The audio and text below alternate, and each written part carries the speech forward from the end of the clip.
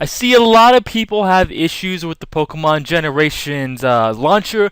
A lot of people install it and they're like, wait a second, it's not working, how do I do it? So today I'm going to show you guys how to install the launcher. There's two different ones. When you first come to the website, nddb.com/game/Pokemon-generations, you go over here. First thing you want to do is go to downloads. This is for PC. I'm not sure exactly on Mac instructions. I don't own a Mac, so please excuse me if you have a Mac. I don't know what to do. But there's two generations there, or there's two generations. There's two launchers. There's version 1 and version 2. Version 1 is not the one you're gonna want. Version 2 is the one you're gonna want. You're gonna want to click on it. Once you click on version 2, you obviously click on download now. So it's gonna start downloading the jar in a little bit, and this pops up. So begin downloading. You want to click on the download Pokemon.rar. You're gonna come down to here. You're gonna download now.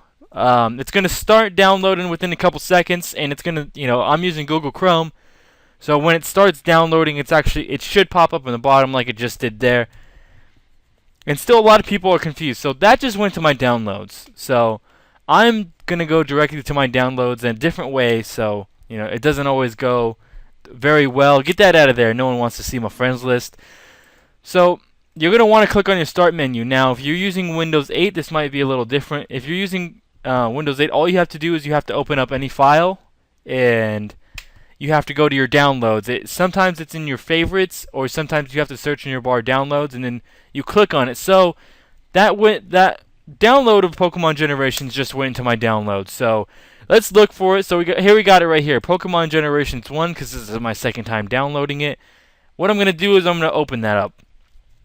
You have to have two programs downloaded to use this. You either have to have WinRAR, which is what I have, or you can have Windows 7 zip. It's the same process. So you open it up.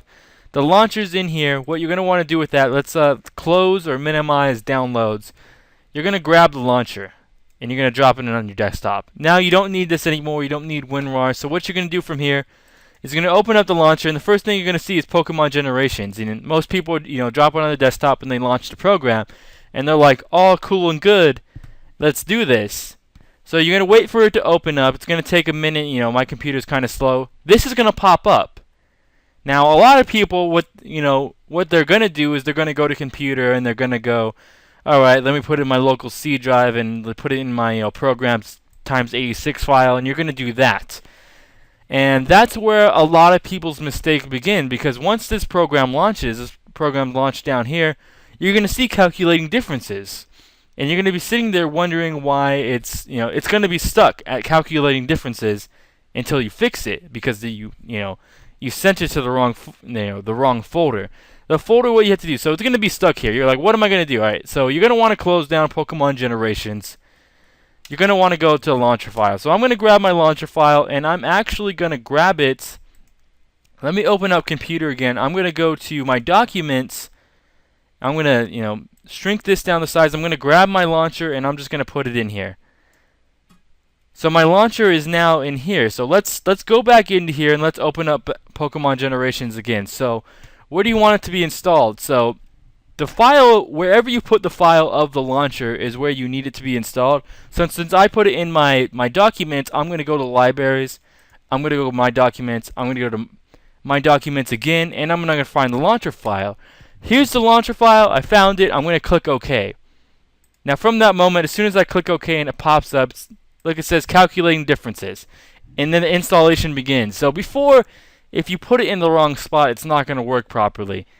You have to make sure that you put the output directory, which is this button up here, and make sure that you put it in the same folder that comes with the WinRAR, or your downloaded file that you opened up and had the launcher folder in there.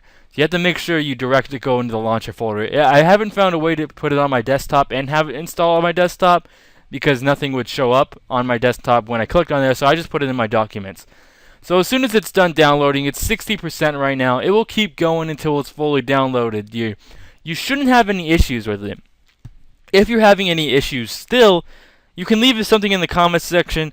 or you can go to the website itself and go to its forums. That's how I originally figured out how to do it, because when I first did it, I put it on my desktop and I put it, I put the director portal, the output directory into programs, times 86, and I'm like, why isn't it working? Because that's where most games go. They go in the program files under the C drive.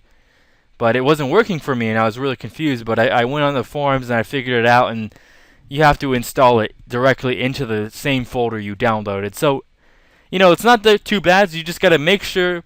That's all you have to do, is you have to make sure it goes in the direct folder, and you'll have a good time. So, thank you guys for watching. This is how you install Pokemon Generations, and if you need to install it, it's really as simple as a delete, or if you go into like you have Revo uninstaller or some type of uninstall program, you can probably delete it from there as well. But the easiest way, since it's not directly installed to your hard drive or your C drive, then you use this. You just delete it, and you shouldn't have much of a problem. But thank you guys for watching, and SgtKeeneye signing out.